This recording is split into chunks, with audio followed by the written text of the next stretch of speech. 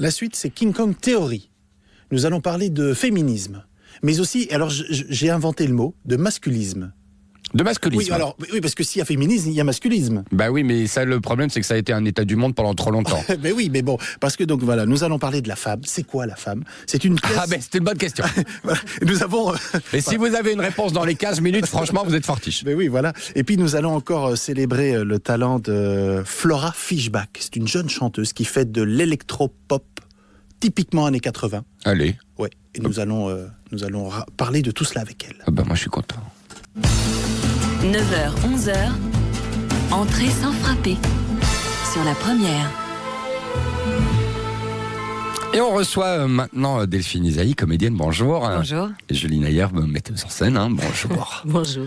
On vous doit, entre autres, parce que c'est maintenant que ça se passe, c'est au Théâtre de la Toison d'Or à Bruxelles, King Kong Theory. Vous avez adapté en pièce le livre de Virginie Despentes, sorti en 2006. Un livre à travers lequel Virginie explique comment elle est devenue Despentes, comment elle est devenue cet auteur fort, il faut le dire quand même, puisqu'on lui doit...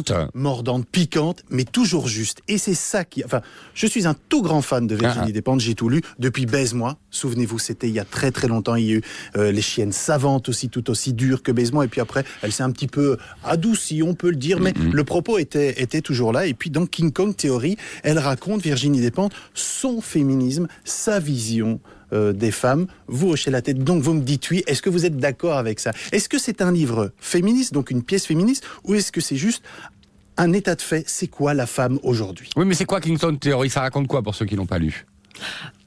En fait, c'est l'histoire déjà de Virginie Despentes, où elle parle donc d'elle-même, de son parcours. Elle a eu une vie assez dense et bien remplie, puisque elle explique qu'elle a été violée, qu'elle a été prostituée, et puis donc de tout ça, elle parle aussi après donc de la société, d'être, c'est quoi être une femme, c'est quoi être un homme.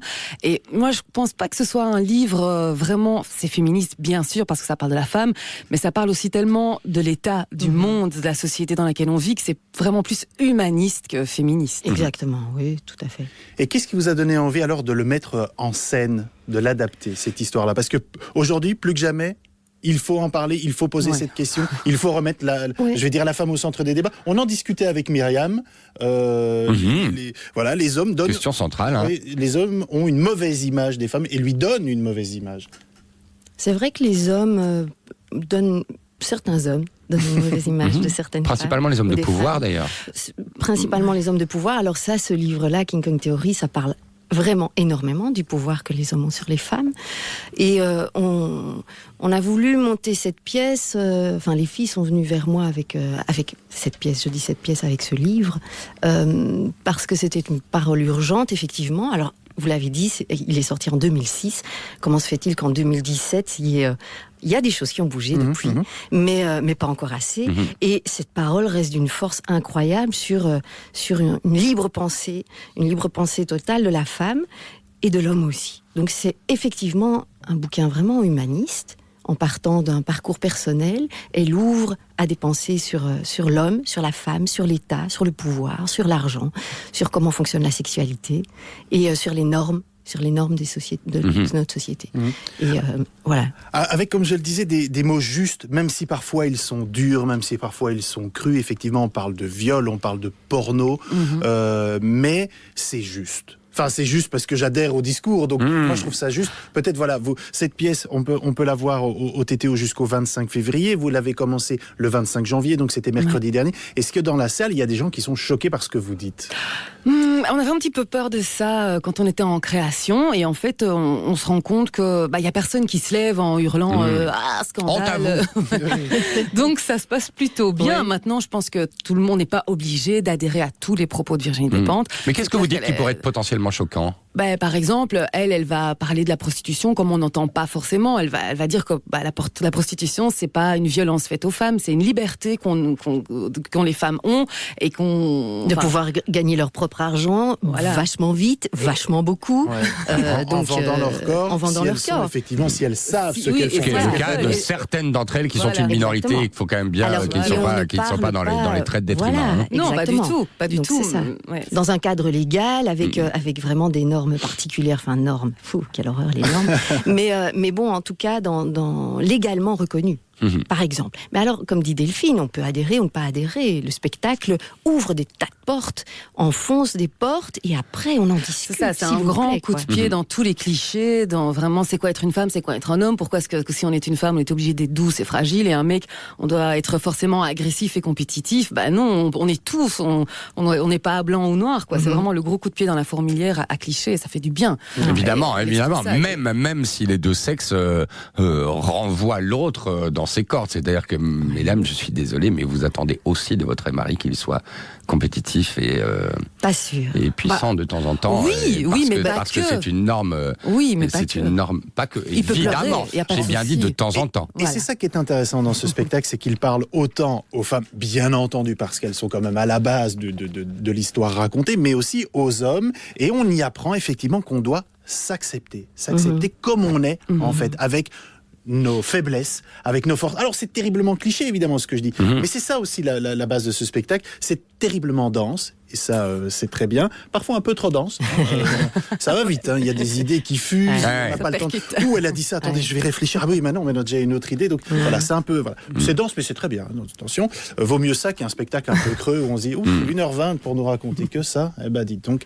Bon, tout ça pour dire effectivement, les hommes en prennent pour leur grade, les femmes en prennent pour leur grade aussi, parce que ce n'est pas non plus non, pas du tout. La femme dans toute sa splendeur, il y a aussi les travers, et puis on apprend effectivement qu'il faut s'accepter, sa part. Les hommes doivent accepter leur part de féminité, les femmes doivent accepter leur part de masculinité. Le King Kong, le King Kong, le fameux, c'est le King Kong Theory. C'est un vrai bonheur à jouer. Enfin, pour l'avoir vu, c'était la première. On sent que vous êtes bien dans cette pièce. Et je dis vous, attention, parce que effectivement, King Kong Theory, c'est la voix d'une femme, c'est la voix de Virginie Despentes, mais sur scène, vous êtes trois et vous partagez cette voix. Il y a Marie-Noël Hébran et Maude Lefebvre. Tout à fait, on est trois et c'est très agréable. On se connaît depuis longtemps aussi, on a fait nos études ensemble et on a vraiment eu un flash instinctif, artistique très très fort pour ce texte qui n'est pas du tout une pièce de théâtre. Donc on a fait un véritable travail d'adaptation puisque c'est un essai et puis on a été trouver Ludovic Romain qui a créé tout l'univers sonore et visuel parce qu'il fallait rendre aussi tout ça vivant et digeste parce que c'est dense, mais voilà, il fallait que le message passe. Ça bouge beaucoup, il y a des visuels aussi très forts. Une question très pratique, comment ça se passe quand on veut adapter un essai de Virginie Despentes? Est-ce qu'on doit demander l'autorisation à sa maison d'édition, voire à Virginie Despentes? Ou est-ce que finalement on est libre, à partir du moment où on va payer des droits d'auteur, est-ce qu'on est libre d'en faire finalement ce qu'on veut? On a été assez libre d'en faire ce qu'on voulait. Alors l'autorisation, elle a été là pour faire l'adaptation, et à partir de ce moment-là, on en a fait ce qu'on a voulu. C'est ça, donc on demande une autorisation à l'auteur et à sa maison d'édition, et puis après finalement... Elle nous a bien laissé la liberté de créer total. Vous avez été en contact avec elle? Mais avec elle, non. Elle est toujours injoignable, pas là. Elle s'exprime peu. Une catastrophe. On a essayé, on l'a invitée, on espère encore, peut-être qu'elle va venir. Elle peut venir. Oui, welcome. Elle écrit la fin de Vernon Subutex. Ça on l'attend tous avec impatience. Elle avait promis. D'ailleurs, c'est très bien qu'elle le fasse parce qu'on commence à devenir nerveux. Effectivement, donc adapter comme ça, cette œuvre, c'est quand même un drôle de pari parce que on dit c'est quand même une auteure très importante qui dit des choses. Ça vous a fait peur au début? Ça m'a fait effectivement assez bien peur, et à l'équipe avait pas très peur. En fait, moi j'avais très peur parce que c'était une grande première pour moi. Après, on a vraiment fonctionné en collectif, et ça, ce projet, c'est vraiment ça, c'est un grand collectif. Et l'adaptation, ma foi, elle m'est venue, en tout cas moi, dans mon premier rapport au livre, assez clairement sur certaines choses extrêmement essentielles à garder, et qui sont plus de l'ordre... Alors, on aurait pu en faire une adaptation où on incarnait les personnages. On l'a pas fait, c'est-à-dire qu'on aurait pu faire des Virginie Despentes sur scène, c'est pas ça dont il s'agit. Donc, on a vraiment pris le livre comme support incontournable. D'ailleurs, les images de Ludo chapitrent le livre, donc le livre, on le quitte jamais, et on le balaye avec, de chapitre en chapitre, les choses qui nous semblaient essentielles, et avec un fil conducteur sur la politique, surtout. Et dans la politique, il y a tellement de choses incroyables dans lesquelles on peut se reconnaître au quotidien, les hommes, les femmes, que ça restait pas quelque chose d'hermétique ou de compliqué. Et d'ailleurs, c'est vrai que c'est extrêmement dense, et je le revendique. Non, mais c'est très bien. Hein. Et ces densités-là, maintenant j'entends que parfois peut-être... Mais je crois que les images de Ludo aussi permettent cette compréhension instinctive de ce que le discours peut avoir de complexe à certains endroits. Un discours chapitré, hein, il faut le dire. Donc il y a plusieurs chapitres dans la pièce racontée où on parle effectivement, bon c'est toujours la même chose, enfin voilà, c'est le viol, le porno, la prostitution, la King Kong Girl. Voilà, la King Kong Girl, tout ça est chapitré, donc il y a des petites pauses. Quand on joue cette pièce, est-ce que vous avez aussi peur de la jouer? Parce qu'il y a aussi une mise à nu. Et alors, mise à nu, au propre comme au figuré. Oui. On vous voit de dos. Alors, et ça, c'est un très beau moment de cette pièce. Effectivement, il y a voilà, une des comédiennes qui est sur scène et qui dit un texte très fort. Et dans le fond, dans le noir, on vous voit, Delphine, en train d'enlever de votre chemise. Et puis on se dit, comme ça, on voit ça d'un œil, on se dit, mais qu'est-ce qui se passe? Qu'est-ce qu'elle fait? Delphine enlève sa chemise. Mais oui, et puis alors, mais elle enlève normal, tout. hein, Et alors son dos devient écran de projection où il y a des images très fortes. Et on perd un peu ce qu'il dit et on est hypnotisé par ce qui se passe sur ce dos, ça en devient complètement fou. Et puis on revient dans le texte pour repenser à tout ce qui est dit. Ah, c'est là que vous avez perdu votre sang-froid et que vous n'avez pas capté.